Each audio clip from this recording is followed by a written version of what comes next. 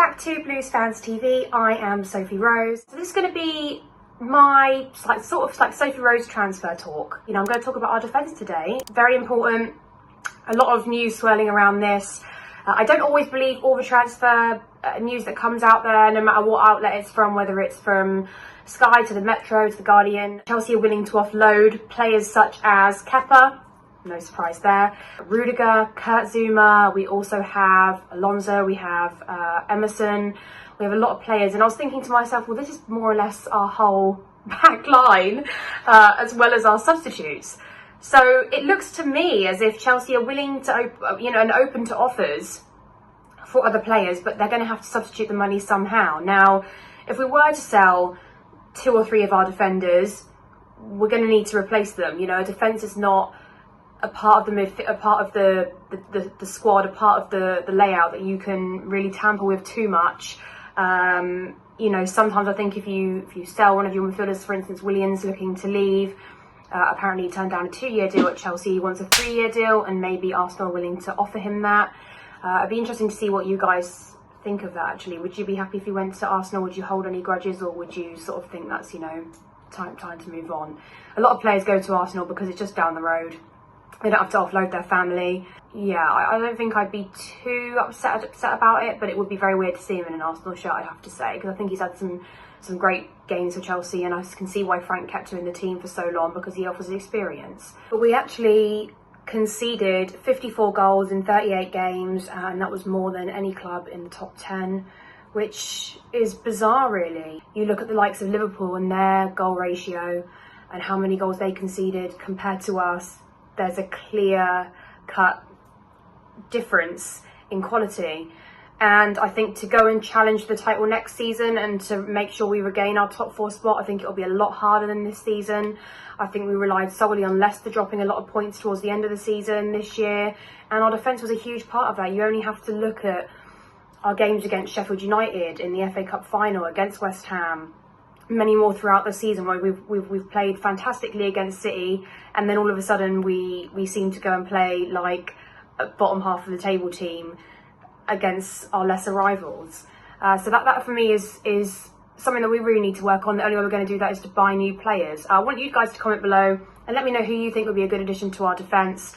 Obviously the stats speak for themselves. It's not a good stat. You can never be conceding for 54 goals. I'm just a bit disappointed that, I think this is the first time I've actually heard of us willing to sell a lot of our defenders. You hear of the odd 1 or 2 going out. And I think if you look back at the FA Cup final, especially if you look at the likes of John Terry, for instance, I can only imagine he's thinking, watching that, there's literally no structure. I'm not saying that Dave is a bad captain, but he isn't at the level that John Terry was. We had such a solid defence for so many years. We had Ashley Cole, we had Ivanovic, okay, fine.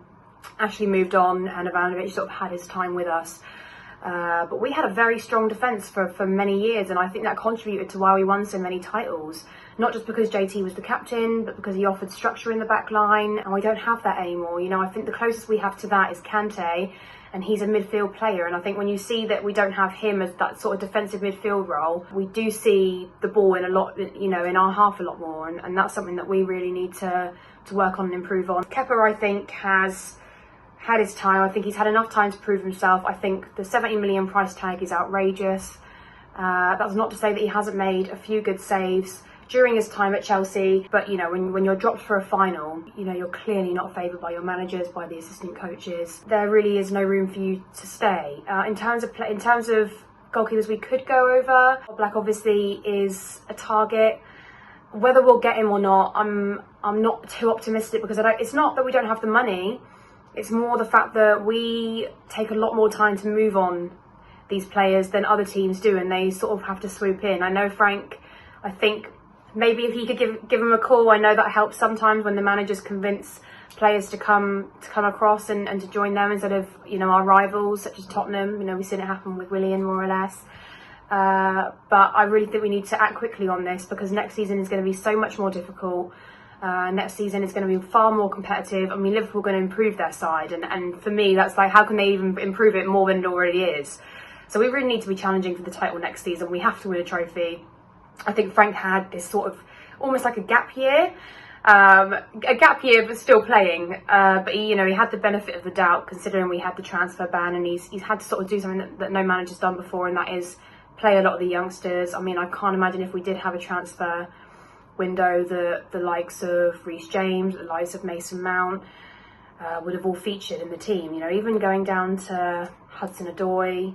I think there's a lot of players that wouldn't have featured. You never would have seen Billy Gilmore on the pitch, or Andrew, those sort of players wouldn't have even had the opportunity, and I'm glad he gave them the opportunity, and Billy especially had some really good games. So I would love next season for us to make some additions to our back line. I want you guys to comment below. I'm going to monitor the situation. Obviously, we've already done a video on a potential keeper, and we'll keep you up to date with that as it develops. But in terms of defenders, we've got a lot of news about players going out. We've not really got any solid evidence of us making a perfect signing for next season. Somebody that's at the level of, well, not at the level of John Terry, but as close as you can get to it.